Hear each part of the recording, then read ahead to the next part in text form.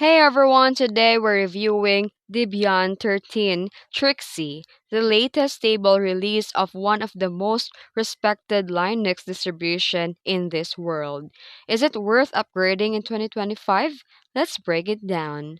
Debian 13 released on August 9, 2025, after over 2 years of development, keeps Debian's legendary stability while modernizing the core track. This ships with a Linux kernel 6.12 LTS, updated desktop like GNOME 48 and KDE Plasma 6.3, and 69,000 plus packages, with thousands of updates and new additions.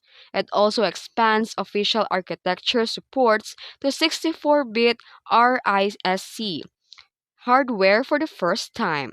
Other enhancements include HTTP boot, installer supports, stronger security hardening, and powerful updated tool. So here are the pros. It offers a solid rack stability, long-term support, updated software track keeps tools current without sacrificing stability, and it is a new hardware support. Makes a distro ready for modern systems.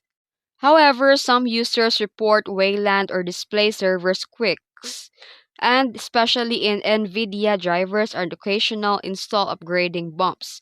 Upgrading can sometimes require troubleshooting, not ideal for Linux beginners. And Debian's conservative approach mean some cutting-edge apps may lag behind other distros. So is this worth it?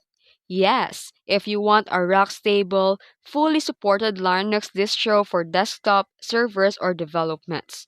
But if you need an absolute latest desktop, polished or bleeding edge packages, you might prefer other tools or other components. And that's it. If this video helped you, don't forget to like and subscribe for more tutorials.